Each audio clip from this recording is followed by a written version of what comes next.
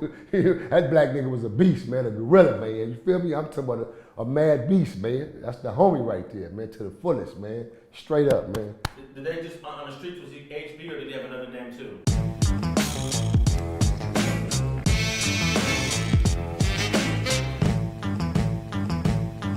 HB. They started calling him, between him and the homie Bolo, they was calling him niggas the Grand Reaper. But yeah, they started calling nigga the Grand Reaper because he used to drive a hearse.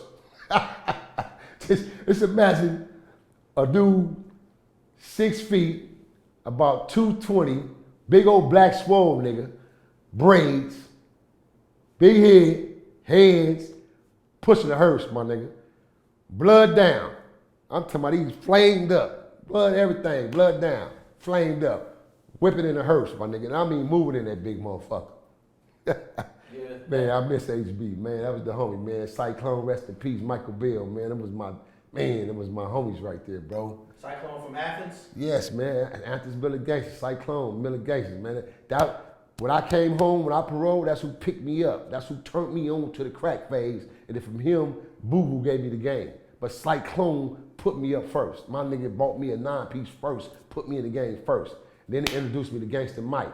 And we all became tight-knit friends, man. That's when we came with our clique, you know what I'm saying? Me, Money, Mac, and Murder. That was the name of our clique, the 3 M&Ms.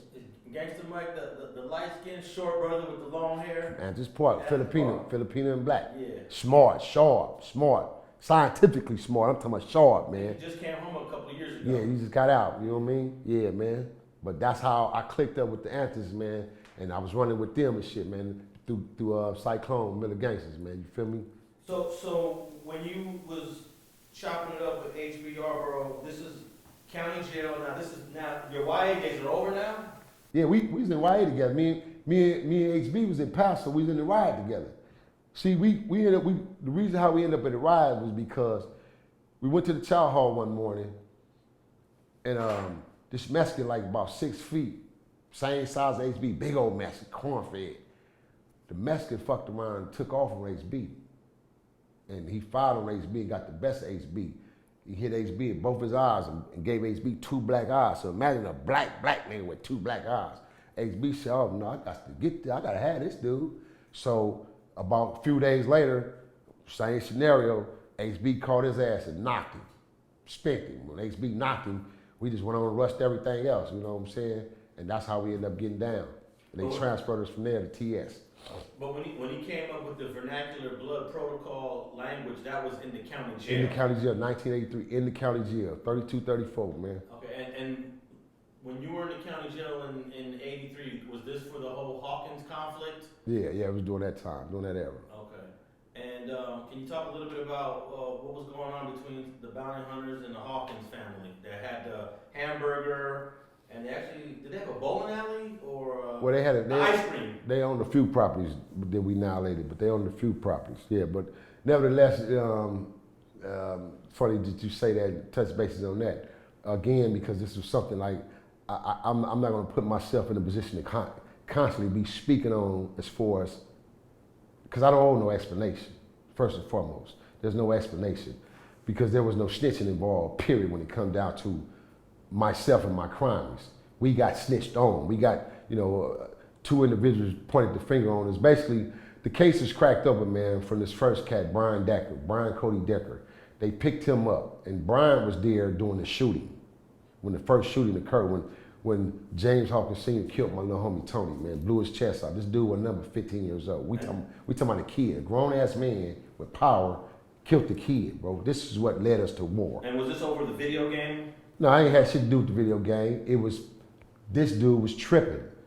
Backing you up again, we talking about a grown man who was already on the run for 2 other murders. He was already, in a situation. And then we talking about a man who had power within the prison system because he was a part of a particular organization.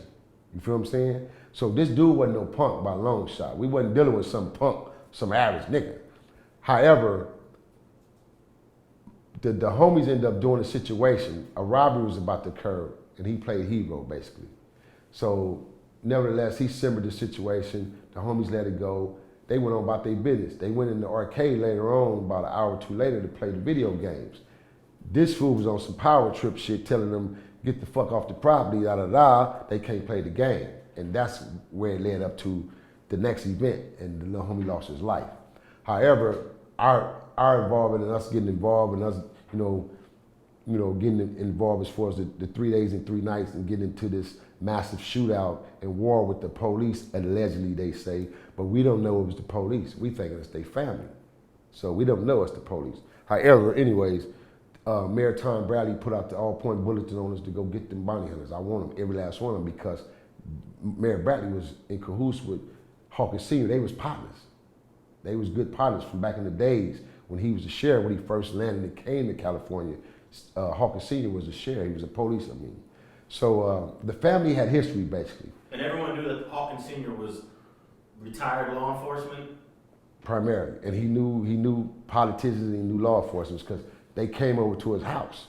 He was the only black motherfucker in Washington with a Rolls Royce, bro. I mean, come on, we talking about the 70s. This nigga got a Rolls Royce on that corner.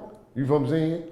So up until then, we never had no quarrels with him. We gave him his respect. We gave that corner the respect as a community store in the community, because we went to that arcade and we played in that arcade as kids. Basically, that was our arcade. Corbett Parks used to try to creep over there, but it was a no-no because you had to walk too far down and it'll put you right on Imperial. That's our hood. It's a no-no. So that was our arcade. So we played in that arcade. We grew up in that arcade. You know what I mean? So anyway, nevertheless, it boiled all down to them picking up a crew of us and us coming down to a conviction. But what happened was the PBS fucked around and did a storyline on us, right? Thanks for watching StreetTV.net. If you're not subscribed, please hit that button below and click the bell to receive alerts and notifications. Feel free to comment below so you can give us your feedback, and be sure to watch the 2 related episodes to the right. If you want to support this platform or follow us on social media, visit the links in the description. And thanks for watching StreetTV.net.